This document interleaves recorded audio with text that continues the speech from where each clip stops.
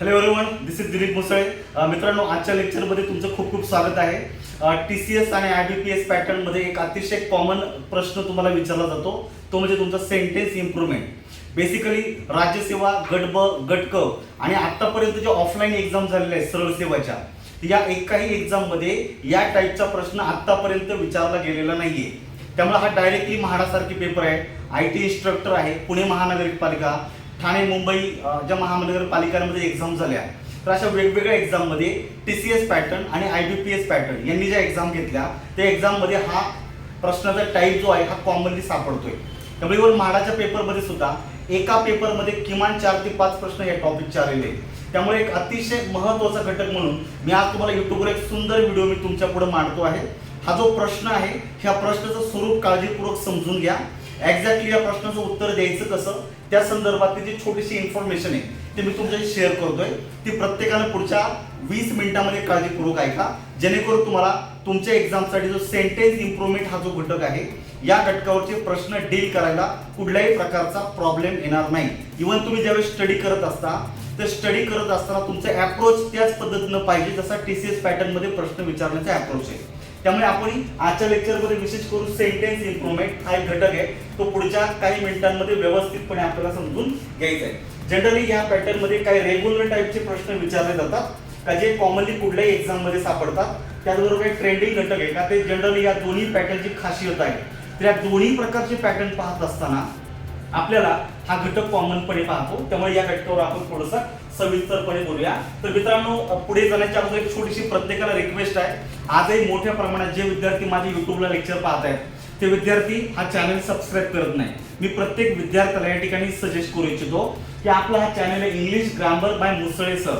तर हा जो चॅनल आहे याला सबस्क्राईब करा आणि जर हा व्हिडिओ जर तुम्हाला आवडला तर तुमच्या मित्रांना शेअर करा आणि तिथला बेल आयकॉनला या ठिकाणी क्लिक करा, जेणेकरून माझा जो पुढचा जो व्हिडिओ पडेल त्याचं नोटिफिकेशन तुम्हाला सगळ्यात अगोदर मिळून जाईल. त्याचबरोबर आपला एक छोटासा टेलिग्राम चॅनल आहे, ऍड टाकायचा आहे, पुढे इंग्लिश डिकोडर हा शब्द टाईप करा.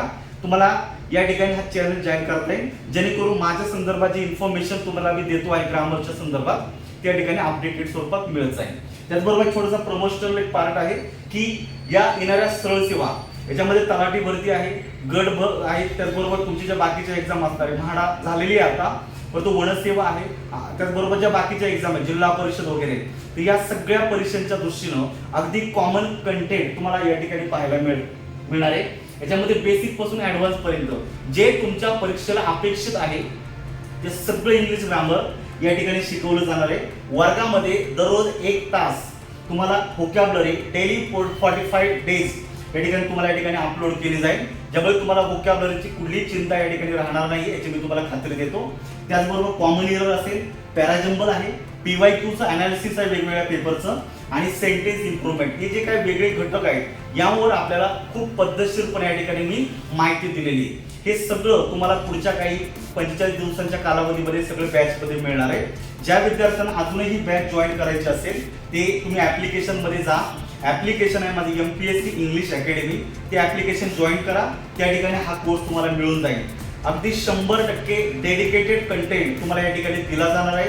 अराउंड 90 लेक्चर 1-1 तासाचे तुम्हाला ह्या बॅचमध्ये असतील आणि या 90 लेक्चरमध्ये अगदी प्रत्येकाला समजेल अशा सरळ आणि साध्या भाषेमध्ये हे इंग्लिश व्याकरण, व्होकॅब्युलरी आणि जे नवीन घटक आहे हे तुम्हाला पद्धतशीरपणे मी शिकवेल, जेणेकरून तुम्ही एक्झामसाठी 100% सज्ज होत आहे. चला आता आपण या ठिकाणी लेक्चरला सुरुवात करूया. मित्रांनो, सेंटेन्स इम्प्रूव्हमेंट हा जो काही घटक आहे हा थोडासा कॉमन इररचाच एक पार्ट असं म्हणायला हरकत नाहीये. आतापर्यंत आपण कॉमन इररचे अनेक वेगवेगळ्या प्रकारचे फॉर्मॅट पाहिलेले आहेत, तर अगदी कॉमन इरर सारखा वेगळा घटक. कॉमन इरर मध्ये काय केलं जायचं, तर इरर तुम्हाला डिटेक्ट करायची आहे. म्हणजे एखाद्या भागामध्ये 1, 2, 3, 4 हे स्लाइड केले जातात ABCD वगैरे, त्यात कुठल्या भागामध्ये इरर आहे तुम्हाला शोधायचं आहे आणि त्या पर्यायावर टिक मार्क करायची. पण या ठिकाणी तुम्हाला फक्त शोधायचं नाही, ही कॉमन इररचं ऍडव्हान्स स्टेज आहे. तर तुम्हाला त्या भागामध्ये इरर आहे हे खात्री झालेली असेल तर त्याला दुरुस्त करायची, त्याला आपण सेंटेन्स इम्प्रूव्हमेंट असं म्हणतो. जर दिलेलं विधान चुकीचं असेल तर 4 पर्यायांमध्ये असा कुठला पर्याय आहे का तो त्या ठिकाणी अपलोड केला म्हणजे चेंज केल्याच्या नंतर दिलेलं वाक्य ग्रॅमॅटिकली करेक्ट बनतं, याला सेंटेन्स इम्प्रूव्हमेंट म्हणत असतो. त्यामुळे कॉमन इररची ऍडव्हान्स स्टेज या ठिकाणी आहे. त्यामुळे असे काही 4 ते 5 प्रश्न तुमच्या पेपरमध्ये येतील. त्यामुळे आल्याच्या नंतर अजिबात गडबडून जायचं नाहीये. आपण जे बेसिक इंग्लिश ग्रामर शिकतो तर त्या ग्रामरच्या आधारे तुम्हाला प्रश्नांची उत्तरं 100% देता येतील हे मी तुम्हाला आश्वस्त बोलतो. चला आपण या ठिकाणी पाहूया. प्रश्न तुम्हाला काय दिला जातो व्यवस्थितपणे बघायचं. Select the option that rectify. मित्रांनो रेक्टिफाय इट मीन्स करेक्ट. लक्षात ठेवायचं हा सिनोनिम आहे या ठिकाणी. करेक्ट करायचे द स्पेलिंग. आता स्पेलिंग सुद्धा तुम्हाला सेंटेन्स इम्प्रूव्हमेंटला येऊ शकतं हे लक्षात ठेवायचं. Spelling of the underline part of the given sentence. तुम्हाला काय केलं जातं एखाद्या भागाला या ठिकाणी अंडरलाइन माझ्याकडनं अंडरलाइन राहिलेली आहे. मी तुम्हाला अंडरलाइन करून देतो. ते जनरली ह्या भागाला अंडरलाइन दिलेली आहे. एक भागाला अंडरलाइन करून दिली जाते आणि त्या भागामध्ये तुम्हाला इरर शोधायची आहे. जर दिलेलं वाक्य ग्रॅमॅटिकली करेक्ट असेल तर तुम्हाला शेवटचा ऑप्शन किंवा कुठला तरी ऑप्शन नो इम्प्रूव्हमेंटचा असणार आहे किंवा नो करेक्शन रिक्वायर्ड असं असणार आहे. पण दिलेल्या वाक्यामध्ये जर खरोखरच इरर असेल तर असा पुढला पर्याय आहे का त्या ठिकाणी रिप्लेस केल्याच्या नंतर ते वाक्य ग्रॅमॅटिकली करेक्ट बनतं हे तुम्हाला शोधायचं आहे. त्यामुळे निश्चितच कॉमन इररचं एक्सटेन्शन किंवा ऍडव्हान्स स्टेज म्हणजे तुमचं सेंटेन्स इम्प्रूव्हमेंट आहे. आता हा जो काही घटक आहे हा तुम्हाला स्टाफ सिलेक्शन कमिशन, सीडीएस असेल, IBPS PO आणि क्लर्क या काही एक्झाम मध्ये कॉमनली विचारला जातो. तर आता तो आपल्या स्टेट लेवलच्या छोट्या एक्झाम मध्ये विचारायला सुरुवात केलेली आहे. त्यामुळे या घटकाला फेमिलियर व्हा आणि त्या पद्धतीने तुमच्या अभ्यासाचा पॅटर्न बनवा जेणेकरून तुम्ही याच्या संदर्भात कुठल्याही प्रकारे तुम्हाला प्रॉब्लेम राहणार नाही. बघायचं the Ottoman government had given a solemn guarantee of its intention to make the long promised reform a reality. तुम्हाला या ठिकाणी करेक्शनच्या संदर्भात आलेले आहे. सोलमन SOLEM एवढा शब्द दिलेला आहे. एक्झॅक्टली तुम्हाला हा शब्द माहिती असावा. कॉमन शब्द आहे हा. Soman promise guarantee Solomon promise असं बोललं जातं. तर याच्यामध्ये बघायचा SOLEM च्या नंतर N येणं आवश्यक होतं. हे जे स्पेलिंग आहे हे तुमचं ग्रॅमॅटिकली काय बनत आहे मित्रांनो करेक्ट बनत आहे. आणि गॅरंटी बघा GUARANT या ठिकाणी बघायचं GUARANTEE अशा स्वरूपाचे जे स्पेलिंग आहे. त्यामुळं या प्रश्नाचं उत्तर देताना SOLEMN GUARANTEE नाहीये तर SOLEMN GUARANTEE अशा स्वरूपाचं स्पेलिंग होऊ शकतं. सॉल्मन गॅरंटी ऑफ इट्स इंटेन्शन. इथं तुम्ही पर्याय क्रमांक 3 ला तुम्ही या ठिकाणी मार्क देऊ शकता. लक्षात ठेवायचं. पुढचा एक प्रश्न दिलेला बघायचा. In the given question the part of the sentence is underline. एका वाक्याला अंडरलाइन केलं जातं भागाला. Choose the option that can correctly substitute. Substitute म्हणजे रिप्लेस करायचं आहे तुम्हाला या ठिकाणी. That part of the sentence making it grammatically correct. लक्षात ठेवायचं आपल्याला काय करायचं आहे ते ग्रॅमॅटिकली करेक्ट करायचं म्हणजे याला सबस्टिट्यूट करायचं. लक्षात ठेवायचं. या ठिकाणी बघायचं if the sentence is grammatically correct choose no correction required as your answer. तर तुम्हाला या ठिकाणी काय करायचं आहे करेक्शन करा. पाहायचं John was so weak from hunger he can hard raise his hand. तुम्हाला पहिला जो पार्ट दिलेला तो व्यवस्थित जर वाचला तर या ठिकाणी सोनं जोडून दिलेलं वाक्य म्हणजे तुम्हाला एका वाक्यामध्ये क्रिया दिलेली आहे का तो खूप भुकेनं व्याकुळ झालेला आहे, वीक झालेला आहे आणि तो इतका वीक झालेला आहे का त्याचा रिझल्ट तुम्हाला पुढे शोधून द्यायचा आहे. बरोबर आहे. म्हणजे पुढचं जे वाक्य आहे हे निश्चित निगेटिव्ह व्हायला पाहिजे अर्थाप्रमाणे. का जो जॉन आहे तो इतका भुकेनं व्याकुळ किंवा वीक झाला होता की तो अगदी हार्डली त्याचा हात उचलू शकत होता. त्यामुळे या ठिकाणी वाक्य निगेटिव्ह बनवण्यासाठी हार्ड ऐवजी काय पाहिजे होतं मित्रांनो हार्डली पाहिजे होतं हे लक्षात ठेवायचं. म्हणजे हार्डली शब्दाची आवश्यकता आहे. त्यामुळे आपण हा जो शब्द आहे हा मोस्टली आपण ऍडव्हर्ब या टॉपिक मध्ये पाहतो. तुम्हाला बेसिक ग्रामर हे पद्धतशीरपणे शिकायलाच पाहिजे तर तुम्हाला अशा प्रश्नांची उत्तरं व्यवस्थितपणे देता येईल. हार्डली कॅन रेज हिज नाही होणार. तर ही आपण पाहू शकतो कॅन पण होणार नाही. का होणार नाही कारण वाक्य भूतकाळातलं आहे. भूतकाळात असल्यामुळे या ठिकाणी कॅन ऐवजी काय पाहिजे होतं कुल्ड पाहिजे होतं. त्यामुळे कॅन असलेला जो पर्याय तो या ठिकाणी गेला. तर ही कुल्ड हार्ड होईल का हार्ड पण होणार नाहीये हार्डली पाहिजे होतं त्यामुळे पर्याय क्रमांक 2 पण गेला. निश्चित या वाक्यामध्ये एरर आहे त्यामुळे नो इम्प्रूव्हमेंट हे उत्तर असू शकत नाही. त्यामुळे पर्याय क्रमांक 4 ही could hardly raise his arms. हात अगदी मुश्किलला उचलू शकत होता, म्हणजे उचलू शकत नव्हता, इतका वीक झाला होता.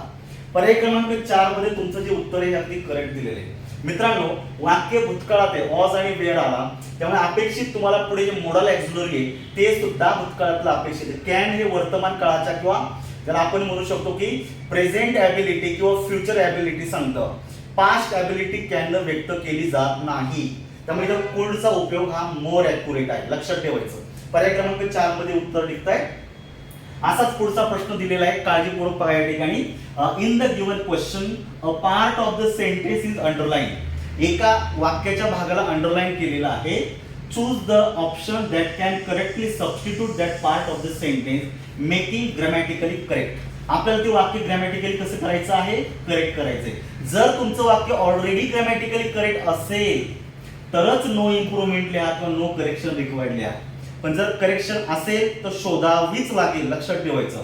बघायचं, I didn't had time to store any food before winter. मला इतका पुरेसा वेळ नव्हता की मी विंटर सीझनच्या अगोदर काही धान्य फूड वगैरे साठवू शकलो. आता या ठिकाणी तुमची वाक्यामध्ये अंडरलाईन केलेलं वाक्य आहे. जनरली आयोग तुमच्यावर तेवढी कृपा करतं का जो भागामध्ये इरर शोधायची त्याला किमान अंडरलाईन करून देतं. त्यामुळे इरर डिटेक्ट करताना फारसा प्रॉब्लेम येत नाही. कॉमन इरर मध्ये तसे अंडरलाईन केली जात नाही, बरोबर आहे, ते तुम्हाला शोधायचं असतं. पण या ठिकाणी तुम्हाला त्या भागावर फोकस करून दिलेलं आहे. आता पहिलं वाक्य तुम्हाला माहिती पाहिजे, तुम्ही मोडल ॲक्युलर म्हणजे हेल्पिंग वर्ब या टॉपिक मध्ये आपण पाहतो. जर तुमच्या वाक्यामध्ये डू, डज किंवा डीड पैकी एक जर हेल्पिंग वर्ब जर आलं, हे प्रायमरी ऑक्झिलरी वर्ब मध्ये येतं. डू, डज, डीडचा वापर तुम्हाला करता येतो. जनरली तुमचं वाक्य निगेटिव्ह बनवण्यासाठी किंवा तुमचं वाक्य प्रश्नार्थक बनवण्यासाठी साध्या वर्तमान काळामध्ये किंवा साध्या भूतकाळामध्ये या दोनच काळांमध्ये या शब्दांचा वापर केला जातो, निगेटिव्ह आणि इंट्रोगेटिव्ह मध्ये, लक्षात ठेवा. आणि जेव्हा तुम्ही वाक्यामध्ये डू, डज किंवा डीड पैकी एखादं क्रियापद घेता त्याच्यानंतर पुढे जे क्रियापद येतं ते कंपल्सरी मूळ रूपामध्ये म्हणजे root form, base form of the verb मध्ये घ्यावं लागतं. यांनी या ठिकाणी काय केलेलं आहे, हॅड केलेलं आहे. हॅव ह्या क्रियापदाचं भूतकाळी रूप दिलेलं आहे. डिडंट हॅड असं कधी होणार नाही, लक्षात ठेवायचं. इथं काय पाहिजे होतं, आय डिडंट हॅव पाहिजे होतं. विल होणार नाही, विलच्या नंतर हॅड कसं काय येणार आहे, हॅड नॉट हॅव पण असं होणार नाही, लक्षात ठेवायचं. त्यामुळे आय डिडंट हॅव टाइम म्हणजे या ठिकाणी didn't have time to store any food before winter असं तुम्ही या ठिकाणी उत्तर जे आहे हे निश्चित देऊ शकता. पर्याय क्रमांक 1 मध्ये तुमचं उत्तर आहे. कन्सेप्ट क्लिअर करा. डू, डज आणि डीडचा वापर आपण वर्तमान आणि भूतकाळामध्ये म्हणजे साधा वर्तमान साध्या भूतकाळात करतो. शक्यतो निगेटिव्ह वाक्य बनवताना किंवा प्रश्नार्थक वाक्य बनवित असतानाच यांचा वापर मोस्टली केला जातो. आणि जेव्हा हे शब्द वाक्यात येतील त्यांच्यानंतर पुढे क्रियापद हे मूळ रूपामध्येच घ्यायचं. या क्रियापदाला यस प्रत्यय, इयस प्रत्यय, ईडी प्रत्यय किंवा आयएनजी प्रत्यय कधीही जोडायचा नाही. हे अजिबात चालणार नाही, लक्षात ठेवायचं. त्यामुळे ते हॅव नको, हॅव नको, हॅव पाहिजे होता हॅड ऐवजी, हे नोटीस करा. पुढचा प्रश्न या ठिकाणी पाहूया. In the given question the part of the sentence is underline. तोच प्रश्न रिपीट केला जातो म्हणजे लाईन तीच आहे. तुम्हाला त्या भागामध्ये काय करायचं मित्रांनो, शोधायचं आहे इरर आहे की नाही, बघायचं. This decision would make some people feel much safer. आता जर पुढे एक शब्द आलेला आहे मच, लक्षात ठेवायचं. मच एक शब्द आलेला आहे आणि पुढे सेफर आलेला आहे, तर लक्षात ठेवायचं. मूळ रूप आहे सेफ म्हणजे ऍडजेक्टिव्हचं मूळ रूप झालं SAFER, हे झालं तुमचं कंपॅरेटिव्ह डिग्रीतलं. मग आता लक्षात ठेवायचं कंपॅरेटिव्ह डिग्रीच्या अगोदर वाक्यामध्ये काय आलेलं आहे, या ठिकाणी मच आलेलं आहे. ज्यावेळेस असं वाक्य येतं ना तर एक नियम तुम्ही ऍडजेक्टिव्हचा आठवायचा. या ठिकाणी तुम्हाला ऍडजेक्टिव्ह मध्ये आपण काय करणार आहोत, दोन शब्दांमधला जो फरक आहे तो तुम्हाला पाहायचा आहे. आणि बाय द वे या नियमावर ऑलरेडी स्टेटच्या एक्झाम मध्ये एक प्रश्न येऊन गेलेला आहे. तुम्ही वाक्यामध्ये मच वापरायचं का व्हेरी वापरायचं, लक्षात ठेवायचं. जनरली मच जो आहे हा कंपॅरेटिव्ह डिग्रीतील ऍडजेक्टिव्ह अगोदर तुम्ही वापरू शकता, सीडी. त्यामुळे मच सेफर ही रचना बरोबर आहे. पण जर तुम्ही वाक्यात व्हेरी घेतला तर व्हेरीच्या नंतर आपल्याला पॉझिटिव्ह डिग्री मधलं ऍडजेक्टिव्ह घ्यायचं असतं, हे लक्षात ठेवायचं. काय करावं लागतं, पॉझिटिव्ह डिग्रीतलं ऍडजेक्टिव्ह घ्यावं लागतं. त्यामुळे फील मच सेफर ही रचना ग्रॅमॅटिकली 100% बरोबर आहे, याच्यामध्ये करेक्शन नाहीये.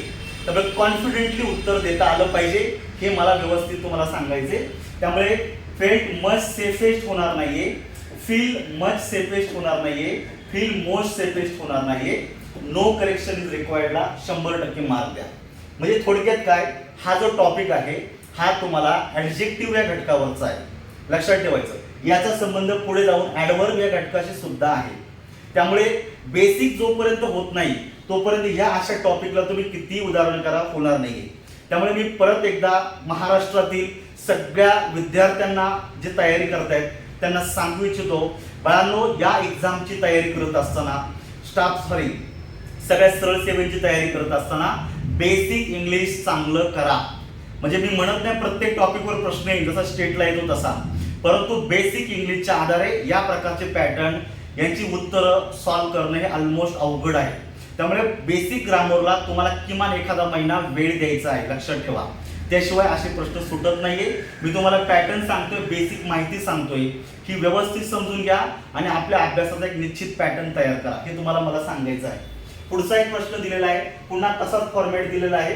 आता या ठिकाणी आपल्याला काय करायचंय, इरर आहे का नाही ते शोधायचे. या ठिकाणी थोडा ट्रॅडिशनल आहे. या ठिकाणी तुम्हाला स्लाइड करून दिलेलं आहे, तर त्या स्लाइड मध्ये कुठल्या भागात इरर आहे ते तुम्हाला शोधायचे. डिटेक्ट नाही करायचे, या ठिकाणी अंडरलाईन नाही केलेली आहे, पण या ठिकाणी काय केलेलं आहे, स्पेलिंग इरर आहे असं सांगितलेलं आहे. तर आपण हे शोधून पाहूया. बघायचं, our concept of conception, CONCEPTION, कन्सेप्शनचं स्पेलिंग बरोबर आहे. Of the degree of freedom often varies according to differences in the point of view. DIFFE पाहिजे होती. इथं स्पेलिंग जर व्यवस्थित जर बारकाव्याने जर पाहिलं मित्रांनो, DIFFERENCES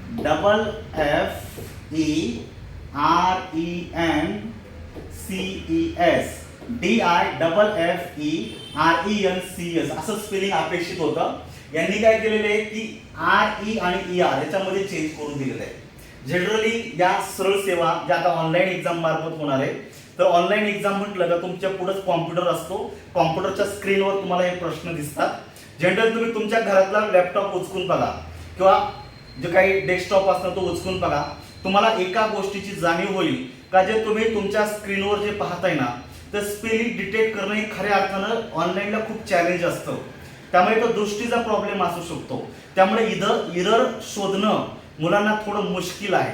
त्यामुळे खूप क्लोज ऑब्झर्वेशन असणं गरजेचं आहे.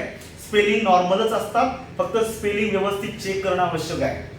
म्हणजे हा जो भाग याच्यामध्ये निश्चित इरर आहे.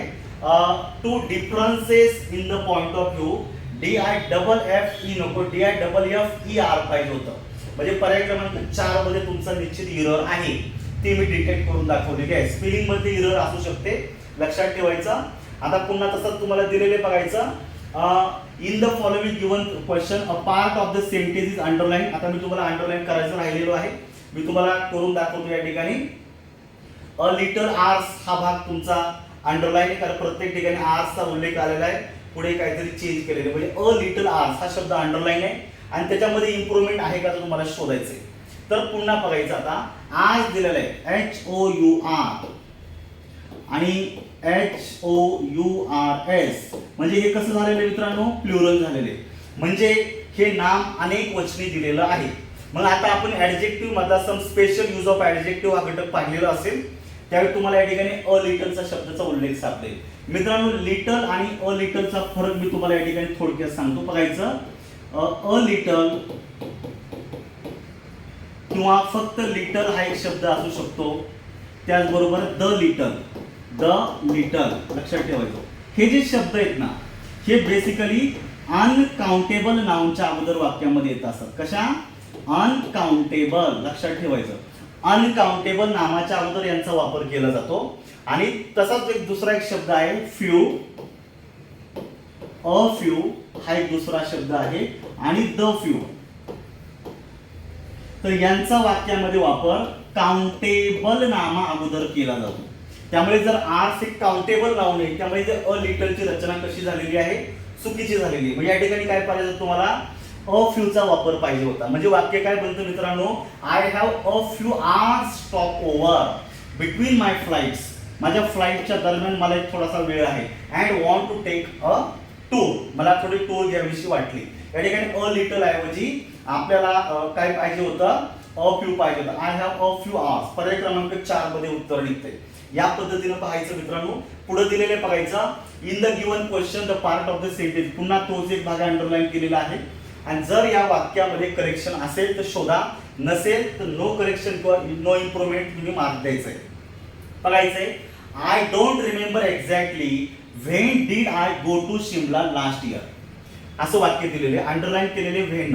आता इतका सुंदर प्रश्न या ठिकाणी विचारलेला आहे, तुम्ही बिलीव्ह करणार नाही. बाय द वे नियम कॉमन आहे, परंतु इथं प्रश्नाची पद्धती नवीन असल्यामुळे तुम्हाला गडबड होऊ शकते. पहिली गोष्ट, वाक्याच्या शेवटी काय केलेलं आहे, पूर्ण विराम दिलेले. वाक्याची सुरुवात ही कर्त्यानं करून दिली, म्हणजे एक गोष्ट तर 100% क्लिअर झाली का हे वाक्य प्रश्नार्थक नाही.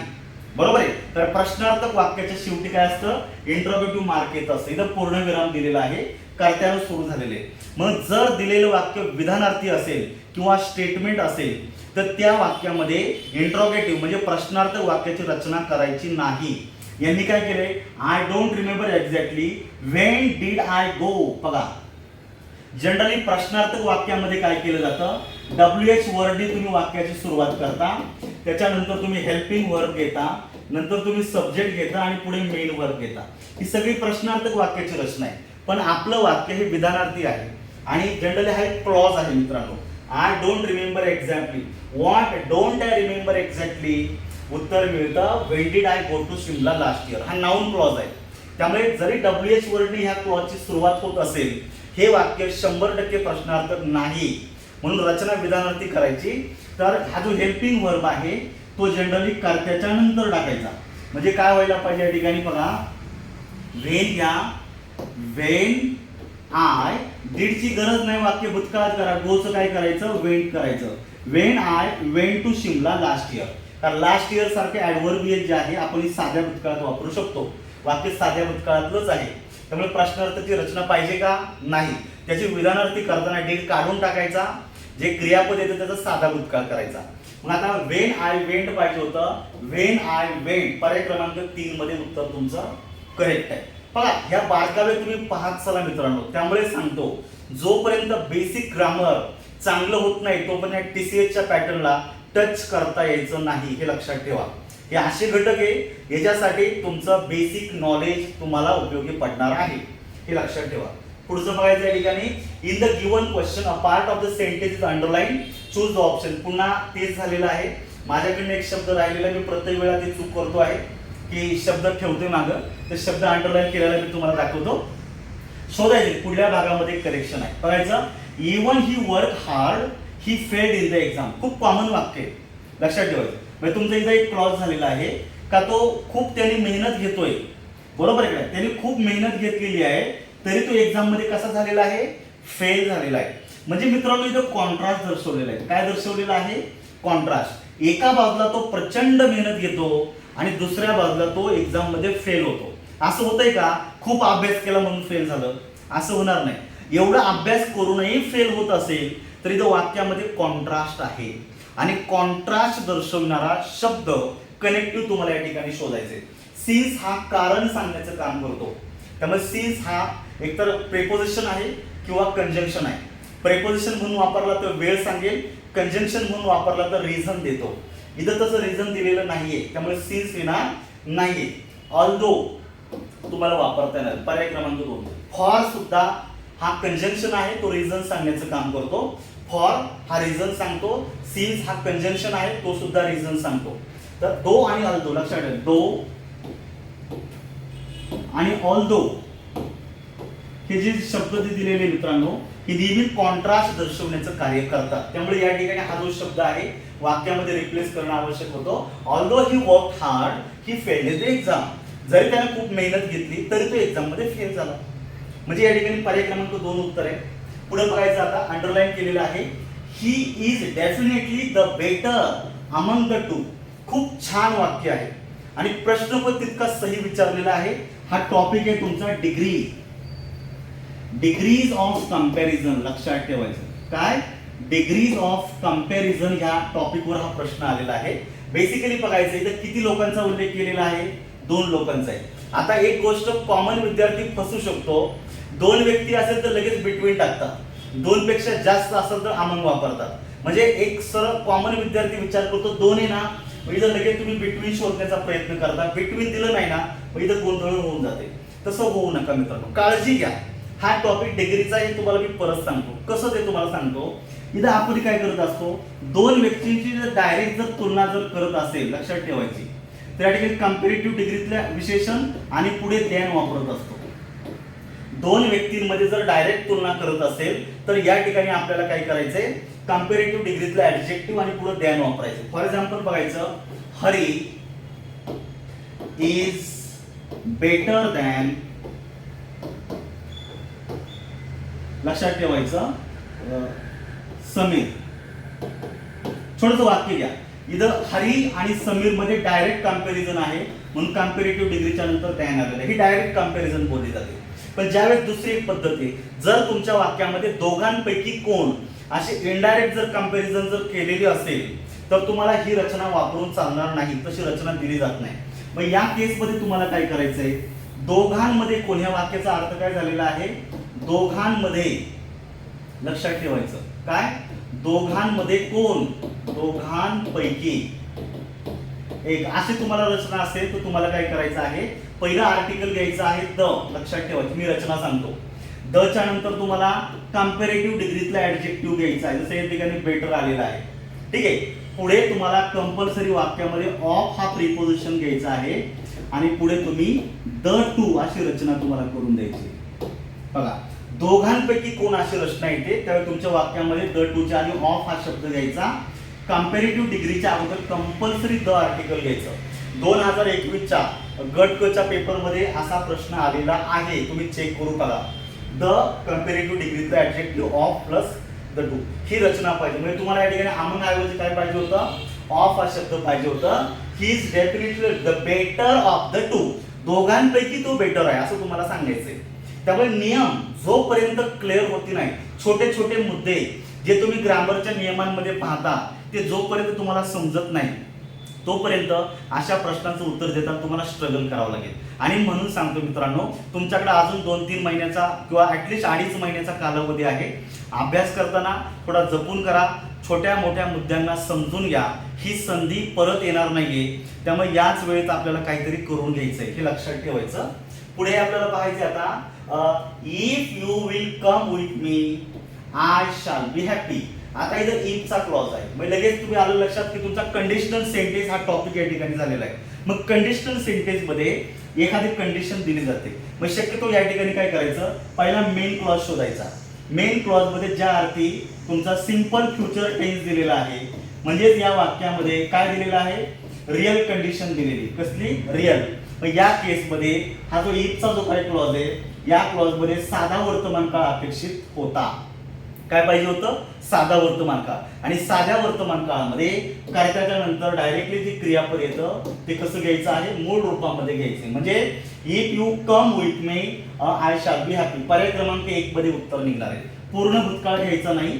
पूर्ण भूतकाळ जर वापरला तर इफ च्या क्लॉज मध्ये इम्पॉसिबल कंडिशन तयार होते. मग या ठिकाणी ओल्ड हॅव प्लस V3 ची रचना आवश्यक होती. पुढे केम म्हणजे साधा भूतकाळ चालणार नाहीये. साधा भूतकाळ जर इफ च्या क्लॉज मध्ये आला तर त्याला इम्प्रोबॅबल कंडिशन बोललं जातं, हायपोथेटिकल कंडिशन बोललं जातं, अनरिअल कंडिशन बोललं जातं, अनलाइकली कंडिशन बोललं जातं. या केसमध्ये मेन क्लॉज मध्ये ओल्ड प्लस क्रियापदाचं मूळ रूप येतं, त्यामुळे याचा पण उपयोग होणार नाही. ऑफकोर्स 1 मध्ये उत्तर निघतं, नो इम्प्रुव्हमेंट पॉसिबल नाही. ठीक आहे, या पद्धतीने उत्तर द्यायचं आहे. पुढचं एक दिलेलं बघायचं. आता हे जे एक्झाम्पल मी तुम्हाला 2-4 दाखवतो हे म्हाडाच्या पेपरमध्ये आलेले आहेत. म्हाडा 2022 मध्ये जी एक्झाम झाली त्यातले प्रश्न येते. बघायचं, select the option that will improve the underline part. हे तुमची एक्झाम आहे म्हाडा, लक्षात ठेवायचं. म्हाडाच्या एक्झाम ज्या 2022 मध्ये झाल्या त्यामध्ये हे प्रश्न आहेत.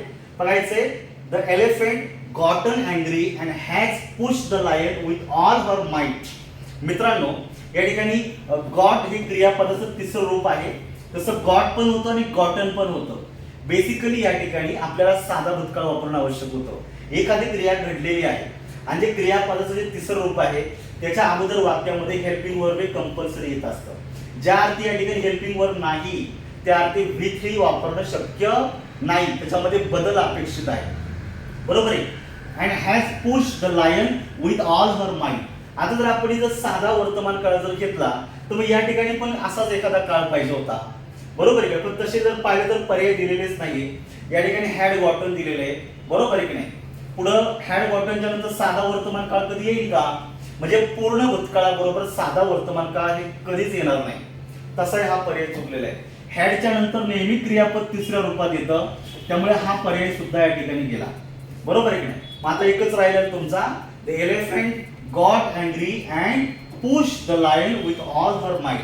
दोन्ही कॉन्टेक्स्ट मध्ये तुम्ही V2 चा वापर करून दिला तर वाक्य ग्रॅमॅटिकली करेक्ट बनतं. पर्याय क्रमांक 2 मध्ये उत्तर आहे, त्यामुळे 1 मध्ये नो इम्प्रुव्हमेंट रिक्वायर्ड असा पर्याय येऊ शकत नाही. या पद्धतीनं व्यवस्थित पहा, हेच ग्रामरचे नियम जे आपण सरळ वाचलेले ते आता वेगळ्या प्रकारे विचारायला सुरुवात झालेली आहे. त्यामुळे कंटेंट तोच आहे, फक्त त्याला थोडा पॉलिश केलेला आहे, व्यवस्थित विचारलेला आहे. त्यामुळे ह्या गोष्टी इथून पुढच्या काळामध्ये अभ्यास करताना शिकून घ्या, मला हे तुम्हाला सांगायचंय. पुढचं बघायचं आता, select the option that will improve the sentence. बघायचं, ही वॉज एम्पॅच. एम्पॅच मध्ये थोडक्यात त्याच्यावर त्याच्या खटला दाखल करण्यात आला, त्याला कुठेतरी न्यायालयीन त्याच्यावर प्रक्रिया राबवण्यात आलेली आहे.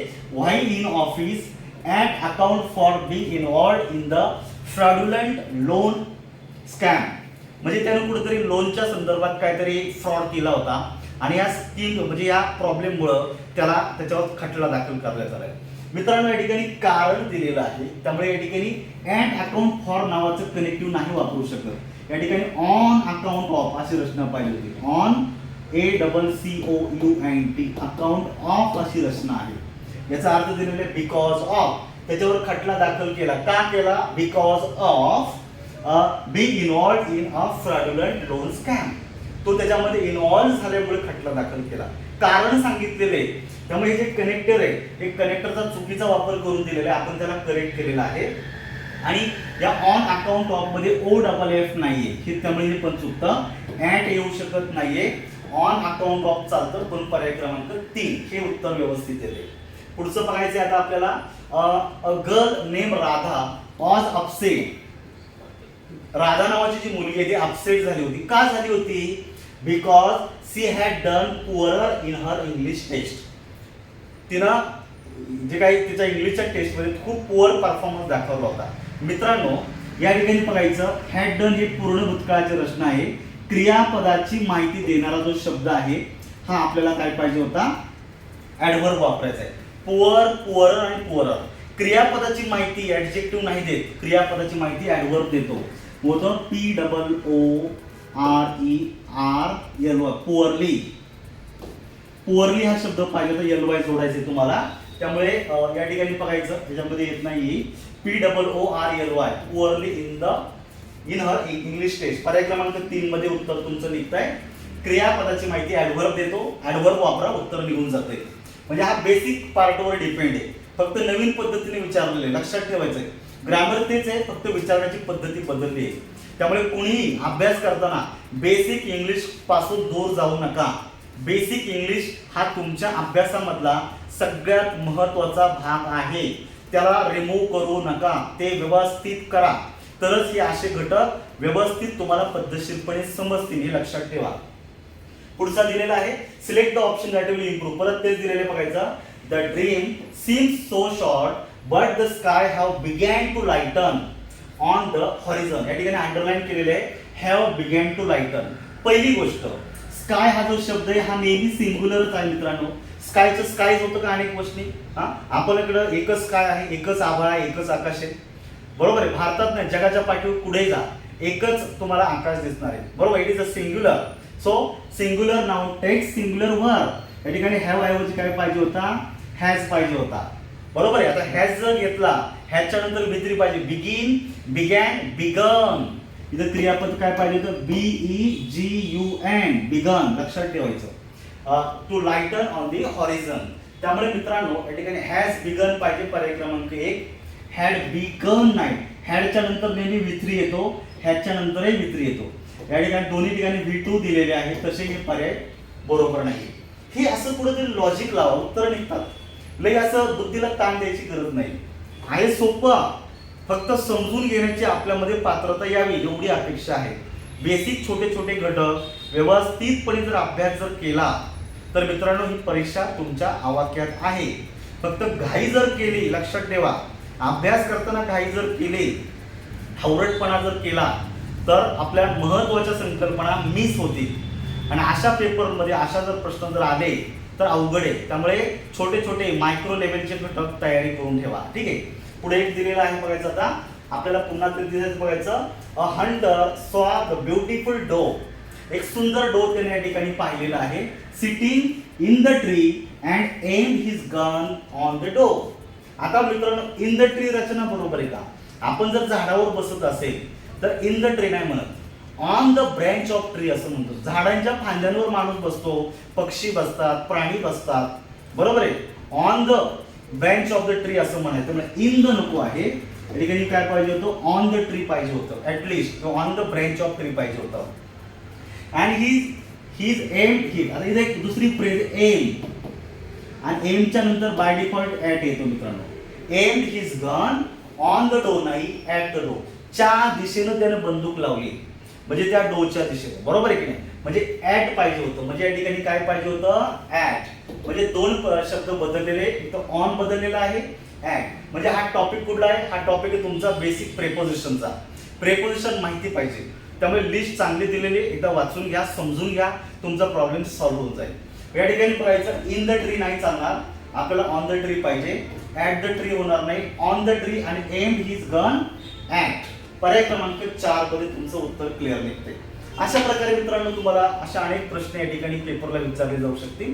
आमच्या पेपरमध्ये ग्रामर आहे जे ट्रॅडिशनल फॉर्मॅटने विचारत आलेले आहे, त्याला थोडा फाटा देऊन या बोर्डने म्हणजे TCS किंवा IBPS पॅटर्ननी हा कंटेंट थोडासा तुम्हाला वेगळ्या पद्धतीने विचारायला सुरुवात केलेली. जर आयोग प्रश्नाची पद्धती जर बदलत असेल तर मी हंबल रिक्वेस्ट प्रत्येक विद्यार्थ्याला करतो, मित्रांनो आपल्या अभ्यासाची पद्धती थोडीशी बदला. अभ्यास करत असताना बेसिक ग्रामर तर चांगलं करायचंय, त्यासोबत हे जे नवीन पॅटर्न आहे याला व्यवस्थित अडॉप्ट करून घ्या, शिकून घ्या, समजून घ्या, जेणेकरून त्या टॉपिकवर जर प्रश्न आले आपले मार्क जाणार नाहीत. चांगले मार्क जर मिळाले तर आपण नक्की या परीक्षांमध्ये पास होऊ शकतो. प्रत्येकाने आता या ठिकाणी टार्गेट केलेलं आहे, ह्या छोट्याला एक्झामवर आपल्याला फोकस करायचा आहे, बरोबर आहे की नाही? सरकारी नोकरीसाठी जर आपण ट्राय करत असाल, त्या परीक्षा चांगल्या आहेत, तयारी करताना थोडं मन लावून करा. जर तुम्ही चांगला अभ्यास जर केला तर तुमच्या प्रयत्नांना येणाऱ्या काळामध्ये नक्की यश येईल, हे लक्षात ठेवा. फक्त अभ्यास करत असताना व्यवस्थितपणे पद्धतशीरपणा यायला पाहिजे, जेणेकरून आपला रिझल्ट जो आहे तो येऊन जाईल. चला, आजच्या लेक्चरमध्ये मला एवढंच सांगायचं होतं. माझी एवढी माहिती इनफ आहे तुम्हाला या टॉपिकच्या संदर्भात. निश्चित लेक्चर आवडला असेल तर मी आताही पुन्हा प्रत्येकाला सांगतो, आपला जो चॅनल आहे हा सबस्क्राईब करा आणि हा लेक्चर आपले जेवढे मित्र असतील, त्यांचे जेवढे टेलिग्राम ग्रुप असतील, व्हॉट्सअपचे ग्रुप असतील, आपल्या मित्रांना हा लेक्चर शेअर करा. त्यांना सुद्धा हे पाहू द्या, त्यांना सुद्धा या गोष्टीच्या बाबतीत अवेअरनेस त्यांना येऊ द्या, जेणेकरून ते सुद्धा अभ्यास करत असताना एका दिशेने अभ्यास करतील, ते सुद्धा या योग्य प्रवाहाच्या दिशेने येतील आणि एक्झामला क्रॅक करतील. आजच्या लेक्चरमध्ये या ठिकाणी थांबतो. भेटूया असंच लेक्चर घेऊन पुन्हा एकदा लवकरच. थँक्यू.